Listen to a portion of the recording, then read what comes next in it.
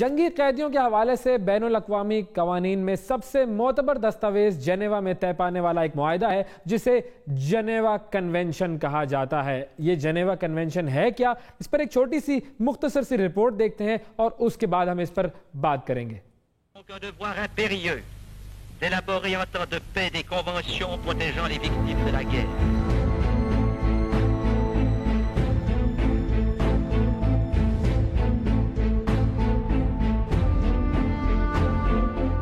جنگی قیدیوں کے حوالے سے بین الاقوامی قوانین میں سب سے معتبر دستاویز جنیوا میں طے پانے والا ایک معاہدہ ہے جسے جنیوا کنونشن کہا جاتا ہے۔ اس دستاویز پر پہلی مرتبہ 1929 میں اتفاق کیا گیا تھا، تاہم دوسری جنگ عظیم کے بعد سن 1949 میں پہلے معاہدے میں خاصی تبدیلیاں کی گئیں اور اس میں جنگی قیدیوں سے سلوک کے حوالے سے کئی شقوں کا اضافہ کیا گیا۔ اس معاہدے کو تیسرا جنیوا معاہدہ یا تھرڈ جنیوا کنونشن کہا جاتا ہے۔ اب تک دنیا کے 149 فریق اس معاہدے پر دستخط کر چکے ہیں، جن میں انڈیا اور پاکستان بھی شامل ہیں۔ سن 1949 میں جنیوا کے مقام پر جنگی قوانین اور قیدیوں کے حقوق کے حوالے سے معاہدہ کیا گیا تھا۔ Reconnaître ce devoir ne signifie pas que nous ne souhaitions pas ardemment que la guerre puisse être définitivement éliminée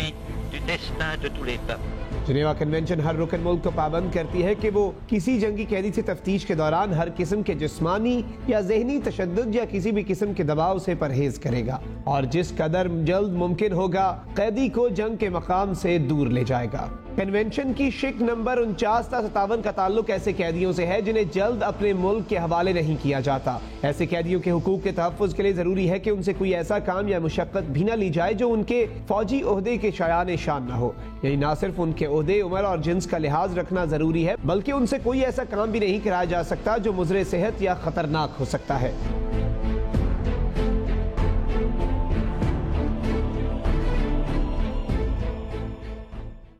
جی ہمارے ساتھ اس وقت موجود ہیں احمد بلال صوفی صاحب جو کہ ماہر قانون ہیں، انٹرنیشنل لاء کے ایکسپرٹ ہیں۔ جی احمد صاحب کیسے ہیں آپ؟ جی اللہ کا شکر، thank you very much for inviting. Ahmed صاحب مجھے یہ بتائیے کہ یہ جو جنیوا کنونشن ہے اس کا تعلق اس معاملے سے ہے کہ یہ جو ابھی نندن ہمارے پاس آیا ہے اور اس کو ہم نے ابھی ریلیز کیا ہے، اس کا تعلق جنیوا کنونشن سے کس طرح ہے اور ہم کیا جنیوا کنونشن کی پاسداری کر رہے ہیں یا ہمارا یہ کوئی گڈ ول جیسچر ہے جو جنیوا کنونشن سے بھی اوپر ہے؟ جی ہمارا یہ گڈ ول جیسچر ہے جو جنیوا کنونشن سے بھی اوپر کے لیول کا، آپ یوں سمجھ لیجئے ایک ریاست کی طرف سے ایکسٹراڈنری کرٹسی دکھائی گئی ہے، ایک لارج ہارٹڈنس دکھائی گئی ہے۔ پرائم منسٹر آف پاکستان نے یہ کہا ہے کہ ہم ان کو ہاسٹیلیٹیز کے ختم ہونے سے پہلے یا فارمل کنکلوژن آف ہاسٹیلیٹی سے پہلے ہی ان کو واپس بھیجنے کو تیار ہیں۔ آپ نے جنیوا کنونشن کا حوالہ دیا، یہ وہ کنونشن ہے تھرڈ جنیوا کنونشن جو پرزنرز آف وار سے متعلقہ ہے اور اس کا آرٹیکل 118 ہے۔ اس آرٹیکل کو پڑھیں تو وہ یہ کہتا ہے کہ جو ہوسٹ اسٹیٹ ہے جس کے پاس پرزنر آف وار ہے اس کی ڈیوٹی اس کو ریٹین کرنے کی ہے اور جب تک وہ ہاسٹیلیٹیز ختم نہیں ہوتی فارملی اس وقت تک وہ اپنے پاس اس کو رکھ سکتے ہیں۔ ہاں جب ہاسٹیلیٹیز ختم ہو جائیں، سیز فائر ہو جائے، کوئی جوائنٹ اسٹیٹمنٹ ایشو ہو جائے تو پھر آپ پر لیگل آبلیگیشن ہے کہ آپ اس کو واپس بھجوائیں۔ سو گویا ڈسپائٹ دا فیکٹ کہ پاکستان اس کو قانوناً اپنے پاس رکھ سکتا تھا، پاکستان نے یہ فیصلہ کیا کہ ہم اس کو بھی ویو کر کے اس کو جلد واپس بھجوا سکتے ہیں۔ اب اگر آپ اس قانونی دلیل کو ریورس انجینئر کریں تو پاکستان اور پرائم منسٹر آف پاکستان نے بیسیکلی یہ عندیہ دیا ہے کہ ہماری طرف سے ہاسٹیلیٹیز کا اختتام سمجھیے، ہم اس قیدی کو آپ کو واپس بھجوا رہے ہیں اور ہم متوقع ہیں کہ آپ بھی اس کو ٹریٹ کریں گے as an evidence of conclusion of hostilities. So یہ ایک بڑا یونیک لیگل مینیور بھی ہے اپارٹ فرام لارج ہارٹڈنس جس کو ڈپلومیٹکلی اسٹیٹسمین لائک اپروچ کے طور پہ دیکھا جا رہا ہے، لیکن لیگلی بھی دیکھا جائے تو یہ کافی کریٹو مینیور ہے جس میں پرائم منسٹر نے کہا ہے کہ آرٹیکل 118 کے نیچے میرے پاس یہ آپشن تھی کہ میں اس کی کنکلوڈ کرنے کے لیے آپ سے بیٹھ کے بات کروں، کیونکہ جب میں قیدی کو واپس کرتا ہوں تو یہ اس ٹائم میں ہوتا ہے جب ہاسٹیلیٹیز ختم ہو جائیں۔ سو میری جانب سے کوئی ہاسٹائل انٹینشنز نہیں ہے، میری جانب سے کوئی جارحیت کا ارادہ نہیں ہے، میرے ملک میری افواج کی جانب سے ہمارا کوئی ارادہ نہیں ہے کسی نیبر کنٹری پہ اٹیک کرنے کا، کسی نیبر کنٹری پہ اگریشن کرنے کا۔ تو میں اس ناطے سے، اس حوالے سے اس قیدی کو آپ کو ہینڈ اوور کرنے کو تیار ہو رہا ہوں۔ تو میری جانب سے یہ امپلیسٹ اعلان ہے کہ we are not interested in any kind of aggression, the hostilities have come to an end. So لہٰذا اب اونس بھارت پہ شفٹ ہو گیا ہے، اور یہ ایک بہت ذمہ دار ایشو شفٹ ہو گیا بھارت پر، جس پہ اس کو سیاسی طور پر، لیگلی اور ڈپلومیٹکلی وہ بھارت بیک فٹ پہ جا کر اس کو یہ فگر آؤٹ کرنا ہے کہ اس نے اس جیسچر کو کیسے قبول کرنا ہے۔ اگر وہ اس کو قبول نہیں کرتے تو وہ پھر اپنی reputation as a aggressive state کے طور پر اس کو آگے لے آتے ہیں۔ جی اچھا، ایک اور اہم چیز یہ کہ ہم نے تو چلیں یہ ایک جیسچر دے دیا، اس کو گڈ ول کا جیسچر کہیں گے ہم، کہ ہم نے جنیوا کنونشن سے بڑھ کر یہ بات کر لی۔ اچھا، جب بھارت نے بقول ان کے پاکستان کے ایل او سی کو کراس کیا اور بالا کوٹ میں 4 بم گرا دیے اور یہ کر دیا انہوں نے، تو اس وقت انہوں نے کون کون سے بین الاقوامی جو قوانین ہیں ان کی خلاف ورزی کی تھی؟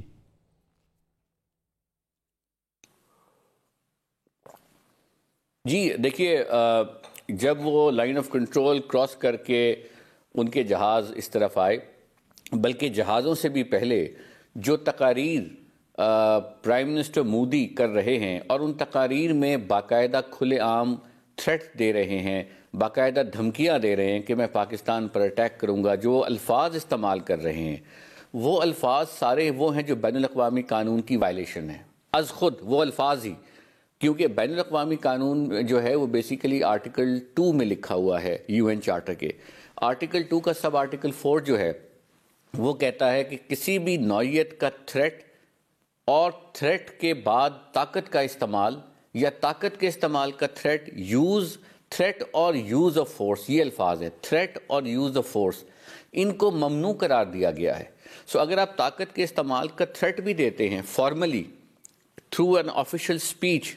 As a representative of the state, تو آپ بین الاقوامی قانون کی وائلیشن کے مرتکب اسی وقت ہو جاتے ہیں۔ اور پھر اس کے بعد اس تھریٹ کو جب آپ کیری کرتے ہیں، یعنی کہ آپ جہاز بھیجتے ہیں ود این ایگریسو انٹینٹ، تو ظاہر ہے پھر تو وائلیشن تو ہے ہی بین الاقوامی قانون کی ہو رہی ہے۔ تو آرٹیکل 2 کو مزید تفصیلات، اس کی جو زیادہ تفسیر کہہ لیں،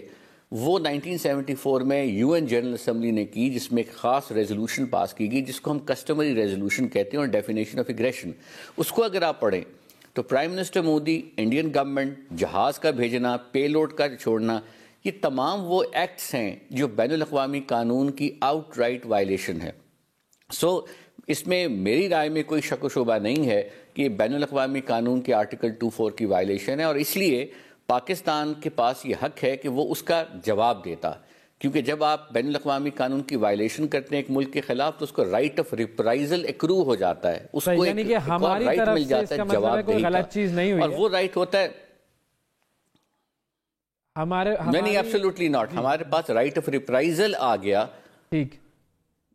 اور رائٹ آف ریپرائزل کا بیسک مقصد یہ ہے کہ جب آپ اس کو رسپونڈ کرتے ہیں تو رسپانس میں بین الاقوامی قانون میں جو اس میں انٹرنیشنل لائرز نے لے ڈاؤن کیے ہیں کرائٹیریا، اور کیس لا میں ہی لے ڈاؤن ہوا ہے کہ it should be proportionate, it should be against a military target, against a civilian target. یہاں پر تو آپ نے ایک پرپورشنیٹ رسپانس دیا، انہوں نے ایک میدان میں جو بھی پے لوڈ گرایا، آپ نے بھی ان کے ٹارگیٹس لاک کرنے کے بعد کسی اور جگہ فائر کیا۔ اسی طرح آپ نے جو تھا ایک ایسا ٹارگٹ چوز کیا جو ملٹری بھی نہیں تھا، سویلین ٹارگٹ کے خلاف تو ممانعت ہے ان کیس آف ریپرائزل، لیکن ملٹری ٹارگٹ بھی آپ نے نہیں چوز کیا، آپ نے اس کے بجائے خالی میدانی جو بھی جگہ تھی اس کو آپ نے ہٹ کر کے صرف اپنی کیپیبلٹی کا ڈسپلے دے دیا۔ صرف یہ کلاسیکل پرپورشنیٹ ریپرائزل ہے جو بین الاقوامی قانون میں اس کو قانوناً درست سمجھا جاتا ہے۔ سو آپ کی طرف سے جو ایکشن ہوا وہ بین الاقوامی قانون کے کرائٹیریا کو فلفل کرتا ہے۔ ٹھیک، اب مجھے یہ بتائیے گا کہ یہ جو بین الاقوامی قوانین کی خلاف ورزی جو آپ کہہ رہے ہیں کہ مودی کے بیانات اور پھر یہ جو جہازوں کا بھیجنا، یہ ساری چیزیں خلاف ورزی ہیں، تو یہ ساری خلاف ورزی پر کوئی انٹرنیشنل فورم کیوں اسے تنبیہ نہیں کرتا یا اس کو جو ہے وہ ریپریمانڈ نہیں کرتا کہ بھائی یہ تم کیا کر رہے ہو، کوئی ایکشن اس کے خلاف کیوں نہیں لیا جاتا؟ کیونکہ